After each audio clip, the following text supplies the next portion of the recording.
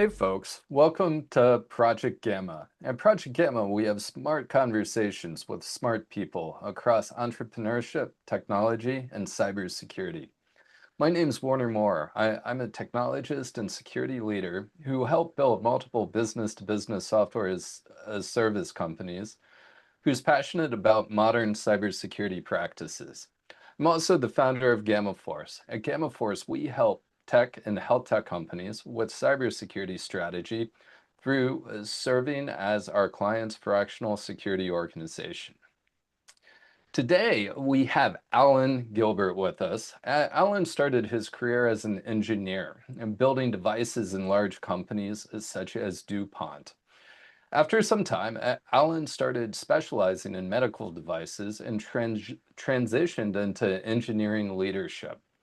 After that stint, Alan decided to switch things up into startup life and join medical device company Codonics.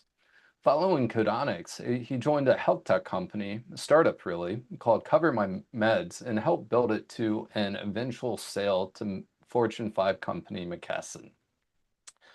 After the latter portion of Alan's career, he focused more into entrepreneurial tech companies, serving as their technology executive. Now he's retired and taking full ownership of his time through helping others, teaching university students and mentoring entrepreneurs while taking the occasional consulting client. Alan loves where he's been, where he is now, and has a passion for tech, business, and sociology. This is going to be an awesome discussion. So, Alan, people don't often successfully transition a career in established companies into startups. What was that transition like for you, and how did you manage to make the transition so successfully? I started my career in the late 80s, and that was still a time where kind of the model saw it was catch on with a big company and build a lifelong career there and have management training and great benefits and a very linear upward path. So, like when I was interviewing, I was looking at DuPont, IBM, Boeing, TRW, HP. In fact, I almost took a job at HP in Colorado Springs. It was an alternate life that I always wonder what that would have been like. Um, as I was working in DuPont, which was a big company, and most people, they're not so well known anymore, but at the time they were a big chemical company, but they also did medical imaging. And there were these film companies like Kodak and 3M and DuPont. And really what they wanted to do was sell film, but they built a whole infrastructure of medical equipment that used that film. And so they wanted to establish themselves in hospitals, get film contracts, and sell out of film, which was really the profit engine for those companies. Um, and it was very structured and it was a great place to start a career. But after a while, it felt like that structure was getting in the way. It was typical bureaucracy and things had to be approved and go through a process. And we did a project with this little scrappy company in Cleveland called Codonics. It was an ultrasound network for a hospital in Philadelphia. And Codonics provided the color printer that was used for Doppler ultrasound and nuclear medicine. And as I got to know the people there, I thought they're having a lot more fun than me. And if they have a great idea, they can bring it to life quickly. And I really was enticed by that environment and that way of working. And they also happened to be in my hometown, Cleveland, because I was on the East Coast. And so one thing led to another, and ended up going to work for them, and started as an engineer and sort of a small project manager, and then grew up there as a manager and ultimately led engineering there for 6 or 7 years before I finally decided it was time to move to something else after 16 years of being there, um, and then moved on from there. Hmm, hmm. It's interesting you mentioned management training. It's my career, having mainly been in startups, I had to do anything I could to get access to things like that. At no point did any of the companies I worked with have formal leadership development programs. Did you have access to that in your career? Yeah, I was very fortunate. I was in a program called the Field Engineering Program where you got rotated from one job to another every 1 or 2 years, and you got to go to an annual training meeting every year. And I had um, training in and I don't know if MT Myers-Briggs is still used, but that was a very helpful tool to learn about myself and learn about how to understand and work with other people. I had a whole course on effective oral presentations, so it was basically like Toastmasters, all the whole course jammed into a few days.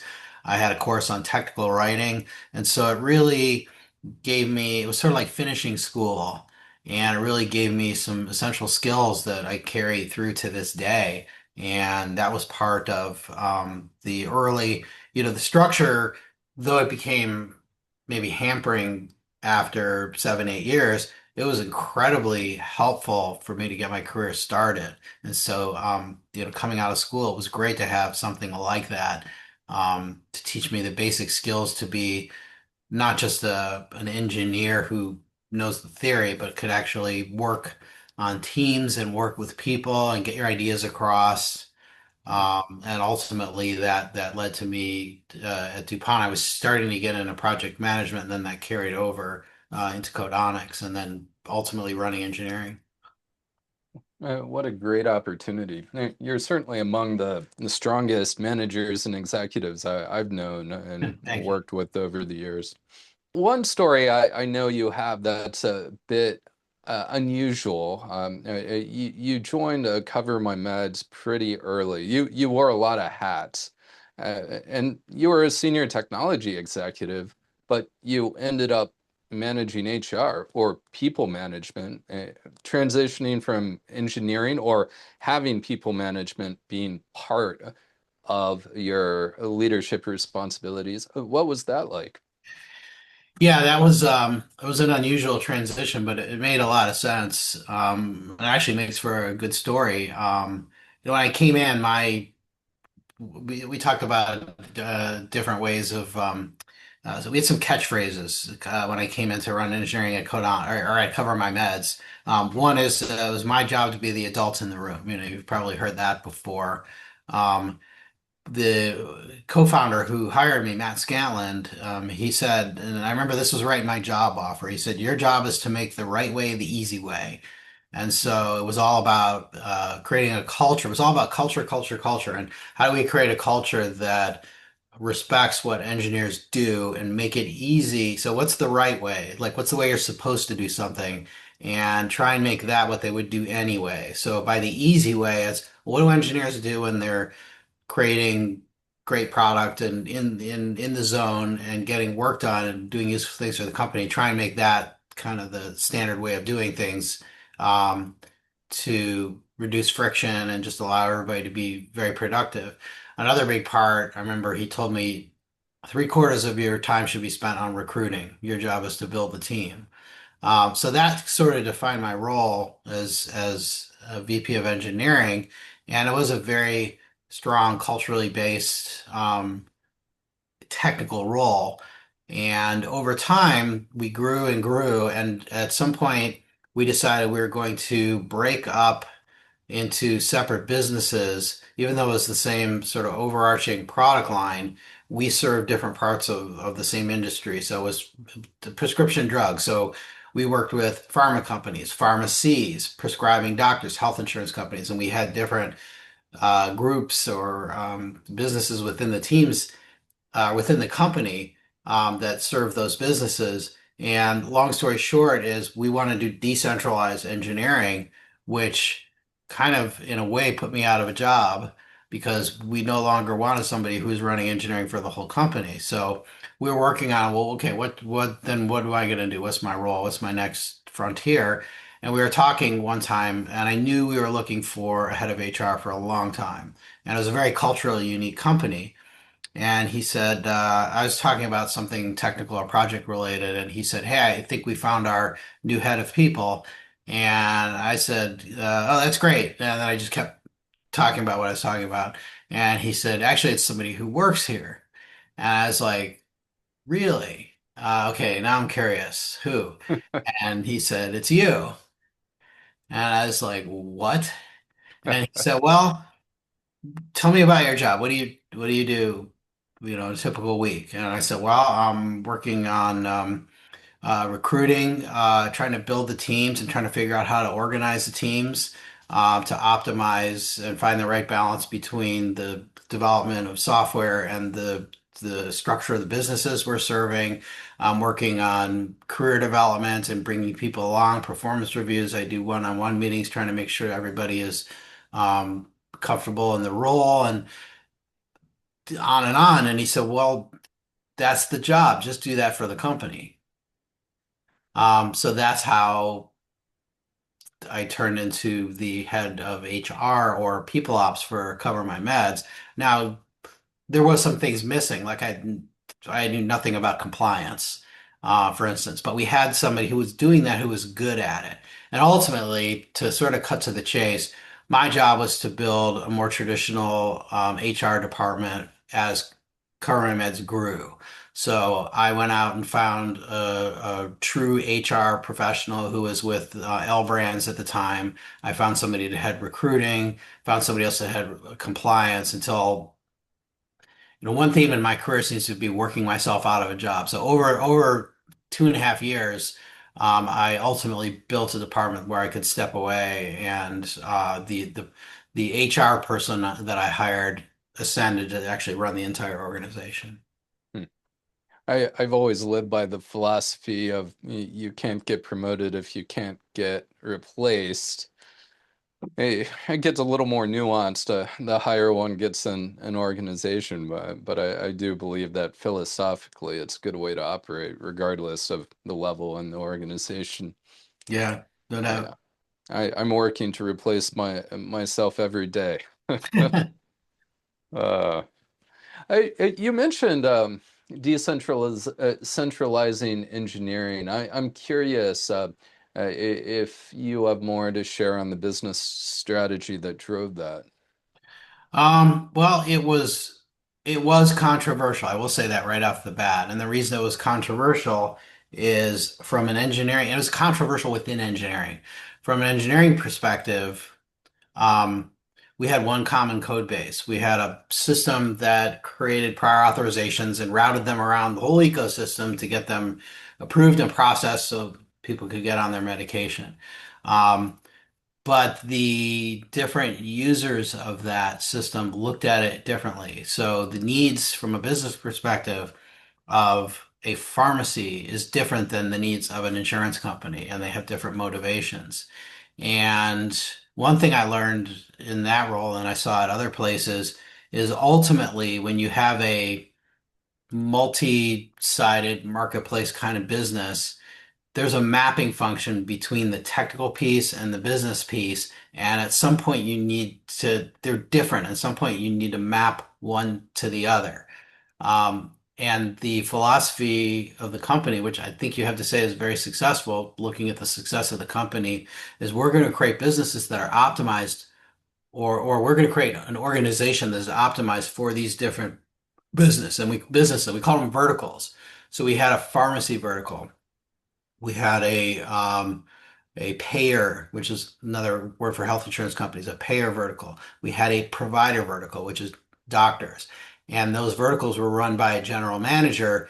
And we wanted the lead technical person in that vertical to report to that general manager so that the person guiding the tech had a very personal and connected relationship with the business lead. And that's why we didn't want to centralize VP of engineering. We wanted the technical person in that vertical to have direct responsibility and direct party line to the customer. So we probably write a book on this. The trick was, well, how do you have a common code base and people running their projects with the same code base being driven by different needs of different businesses, and how do you coordinate the work within engineering? So that was the trick was and I'm not sure it was never easy. And when I ultimately left the company, they were still trying to solve it. So we had to work harder behind the scenes to coordinate the engineering work because we were driven simultaneously by different businesses with different needs that affected the same code base. Hmm, hmm. Interesting. Thank you. Thinking back to the people ops story, as an experienced technology executive and manager, you ended up reporting to founders. That can often be messy. Founders aren't often the most experienced managers. In your role as technology executive, how do you navigate working with the founder as opposed to a more professional leader? I guess I certainly enjoyed the role, but I think I found one thing I was good at was sort of being a right-hand person for someone who is not nearly as organized and methodical as me, but is maybe a bigger picture thinker, somebody who is more the opportunity seeking. I forget the book. It might have been, I don't think it was the Clayton Christensen book, Innovator's Dilemma, but it was another book like that. They talked about people who are discovery and people who are delivery. And I'm a delivery person. And I think a really good business marriage is when a discovery person works closely with a delivery person. So the discovery person is about chasing opportunities and dreaming and seeing where there's problems to be solved and always thinking about what's the next hill to conquer. And the delivery person is more about structure and order and turning those dreams into, okay, how do we run a project to deliver something that we can actually sell.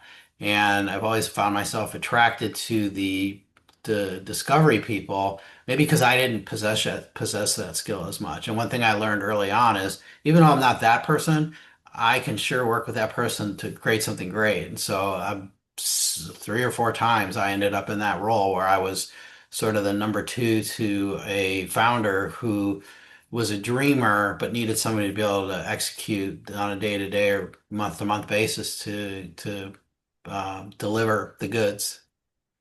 Yeah, that's great. In certain entrepreneurial circles, EOS language, I call it the visionary and the integrator. Yeah, But yeah, that's often more of a CEO, COO context. But in a lot of ways, in a tech company, a VP of engineering is owning a lot of operational responsibilities because is the business. yeah, yeah.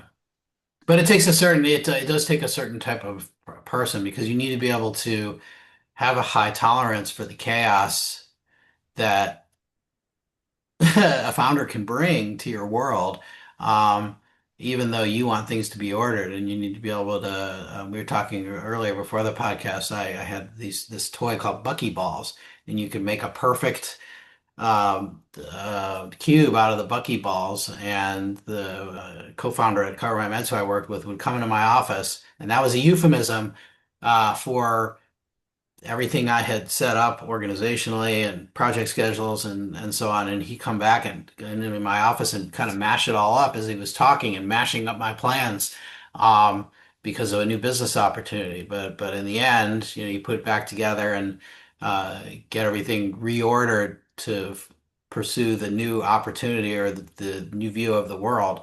And I think that's that's the skill I think that I had that was made me successful in that role is I was able to sort of be on both sides and I had a high tolerance for the chaos that really at a base level kept me up at night.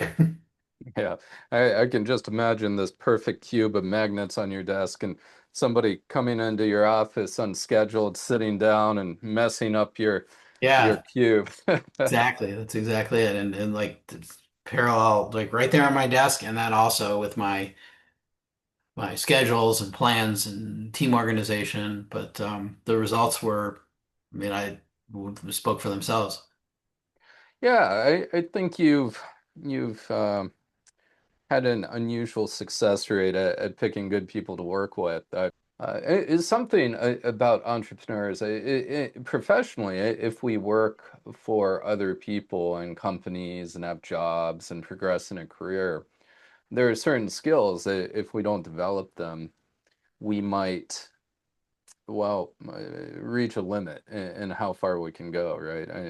We Mhm. can only do so well if we're not empathetic and take time to listen and understand and more people skills. And founders often skip that.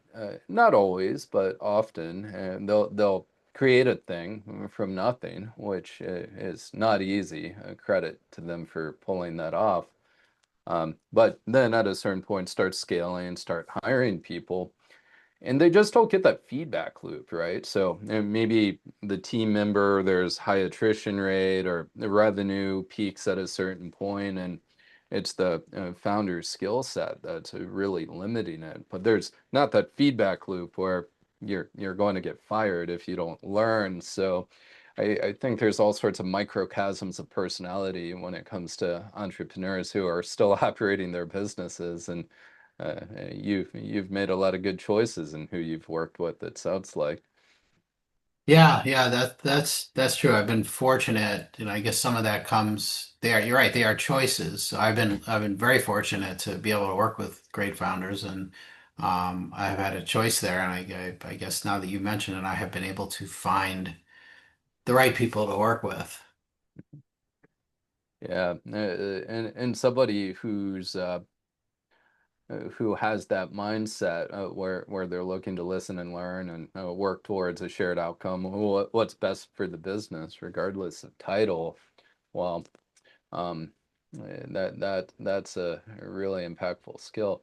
Uh, uh, Unspoken, not a secret, but a unspoken thing. Alan and I work together at CoverMyMeds, and one thing that always impressed me working with Matt is of all the people I've worked with over the years, Matt replaced himself exponentially. And I think I guess when he hired you originally, he was probably replacing himself in that hire too. That's true. He was sort of the de facto head of engineering. I'd also say that Matt did a very good job. One thing you just mentioned, he didn't go through all the growth and training that I did early on. He dove into entrepreneurship early, but once he had some success, he started to work on himself in parallel with working on the company. I actually wrote a blog post about this a couple of years ago, how important that it is for a founder to work on themselves, because quite often you start off jumping right in, and if you have some early success, you kind of miss the work on yourself part. And there's lots of great books out there. My favorite one is What Got You Here Won't Get You There by, I think it's Marshall Goldsmith. Um, but Matt took the time to work on himself and hire people like me. Where we had a great COO, Michelle Brown, who could pick up some of the work and he could delegate and grow himself as a leader. So I think that for young entrepreneurs who have early success and find themselves swept up in the growth of their company, to have the discipline to carve out some time and maybe hire a leadership coach or someone to help you grow and pick up the skills you need to scale with your company. So if you build a company that is a unicorn someday, you're able to still lead it. It sounds easy talking about it, but it's much more difficult because Yeah. I, It always sounds great on a podcast. yeah, It's folks never don't as do clear it. as when it happened as when you're talking about afterwards on a podcast. Yeah, easy to talk about, but to do it, bro. Well, and that's an interesting thought. I've always known you to be a lifelong learner. And one of my company values is we're always learning. It's something I embrace personally. What are how did you apply that in your career? I mean, you were fortunate to have leadership training early on, and not everyone does. But how did you grow on that when you didn't have those opportunities readily available for you? You can certainly get it on the job. I mean, I talk about how my graduate education was from the School of Hard Knocks. So I was fortunate to have some sort of base of course, formal education in the form of a bachelor's degree, but then early on at DuPont, some good structured training. But then you just seek experiences. You learn by doing, and I think a lot of people are successful because they get bored and then they want to learn something new. So lifelong learning, I think, is just it's a byproduct of healthy boredom where like, okay, I figured that out and now I want to learn something new. And also the world's always changing. So even if you figure it out, imagine if you fell asleep 5 years ago and woke up today and took a look at the landscape with the with AI and like the entire stack of companies involved with AI from the open AIs and Anthropics of the world all the way down to like energy companies now are hot for reasons you would never have imagined. And so world's always changing, so there's always new things to learn and keep up with. Hmm. I know I'm a technologist. My career happened because I liked talking to people on the internet, and then I'm like, oh, the way we talk to people on the internet is build these Unix servers and run things on them. And at a certain point in tech, it felt like we were, for me, resolving the same problem with new words, and I I found the complexity with people and management and complexity with business novel, right? Um, and not to really compare and contrast, I think they're all interesting things and difficult in their own right in different ways. But I think we under recognize the complexity of business because we often have sales and marketing narratives around business, and we romanticize it, especially in the US with startup culture. But really, all a business is a really complex system with most inputs and outputs outside of our control. That's true. That's true. It's managed chaos. Yeah. I guess I have to be foolish enough to think we can control it. Um, Well, you're at the end of your career, Alan. You transitioned to focus completely on impact. And now in retirement, you're mentoring and advising. What are lessons you've learned in your transition to retirement and how you're now prioritizing impact? I've always wanted to do work that I like felt good about when I woke up in the morning. And so, like early on, when I was first interviewing and coming out of school, immediately I said, "Well, I don't want to work in defense." And there were some pretty cool jobs, pretty high-paying jobs, and I was interested in aerospace, but I found it was hard to sort of separate aerospace from defense. So when I was at DuPont and got into medical imaging, I felt good about that, and I kind of that kept me in medical for a good long while. Um, and then my last stint at Boundless Immigration was very much mission driven, and it was kind of a left turn from anything I had done before. But that was highly mission driven, and it's more important than ever. They're still going strong, which is I was afraid that they would die because in a way their addressable market has been squeezed because there's less immigration, and so if there's less immigration, there's less paperwork to process. And quick plug for them, boundless immigration is essentially the analogy I like to give. It's like TurboTax for immigration forms. So you answer some questions. Say you need a green card because you want to stay in the United States because you married, say you came over here on a student visa and then you married an American citizen, you want to stay, get a green card. They make that easy. So that was, but they thrived. They found other ways to thrive. But then in retirement, retirement for me was just I very quickly realized I don't want to do this anymore. It was fun 3 months ago, but it's not fun anymore. And I got this crazy idea of riding my bike across the United States, and so I focused on that. And that was great. That was 3 months of my life. And then when that was done, I was like, okay, now what? But then maybe one of the big lessons learned is I spent my whole career um, trying to, and it was very successful, trying to stay busy, trying not to leave any idle time, trying to have something very structured and having a lot of certainty.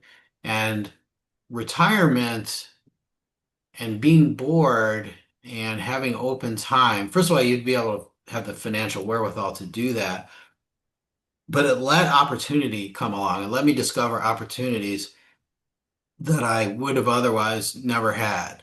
So it's sort of like imagine you plan a trip and you say, okay, we're going to be in this city on this day, on this city on this day, and we're going to drive. I mean, I did that last summer.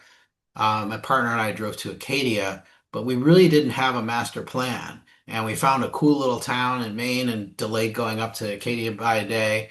And so, career-wise, if you can leave some open space and you can let opportunity come to you, um, you can discover amazing things. And in my case, I fell into an opportunity to teach computer science capstone at Ohio State, my alma mater, and that, as you said, that's another chance to give back. And that led to another opportunity where they started a Techstars uh, office at or a Techstars unit at Ohio State, and I had a connection there and was able to then get to know the managing director there and serve as an EIR, which would then let me give back and work with other companies. And that was kind of a theme for me is give back to students. So teaching feels great because I can impart these lessons to students earlier in their career when they're extremely formative. They know how to write code, they know how to create cool things, but they don't know how to manage a project. They don't know how to talk to somebody, understand their problems, and build software that solves the problem. They don't know how to work as a team. And so to be able to teach students all these things, and I haven't, I imagine, having done this, I don't know that I ever will have an opportunity, but I imagine a job interview where the interviewer asks a candidate who's one of my students about something, and that's maybe say having done a sprint process to build software. And they say, "Oh yeah, I did that. We did that in our capstone class. I know all about sprints and how to do sprints, and I've done retrospectives, and I've written product requirements, and I know how to work on a team, and I know how to have daily stand-ups." Mhm. And I want my students to have a leg up and be ahead, so they've already done these things when they enter the workforce, and they have a leg up on everyone else. And then Techstars is amazing because it's all these brilliant entrepreneurs, and it sort of connects back to what we were talking before about Warner. Is a lot of these are there's even some students in who are in the Techstars program, and these are people who have entrepreneurial skills and aspirations that I never had, but I can help make them successful. And that's the really cool thing to me, and that's sort of a theme in my career is I've been able to can I do what they do? No. Can I do what the most talented software engineer can do? No. Can I do what the most talented, ambitious entrepreneur can do? No. But I can make them successful. I add sort of a secret sauce that takes what they do and can put it on a track to make it matter. And that's sort of been my theme throughout my career. And I'm doing it now in retirement, with my 15 or 20 hours a week that I still work. Mhm. I love that. How can you help other people be successful in the broadest sense too? And that might be, I think it's a great lesson for somebody who's an engineer wanting to try management is um, you can multiply your abilities and make other people successful. And that's a valued skill that's sometimes hard to get self-worth from because you didn't do the work, you didn't write the code, you didn't design the interface.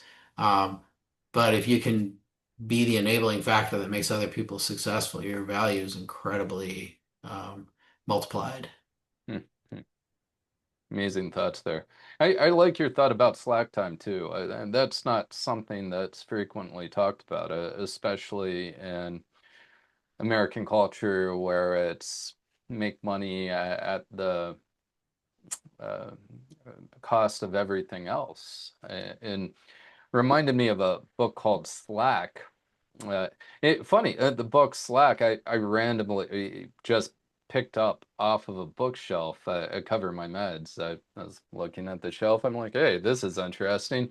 Read it on an airplane, and it essentially explores the sophistication of the idea you just shared, the opportunity that presents when we allow the slack in our lives for the opportunity to present.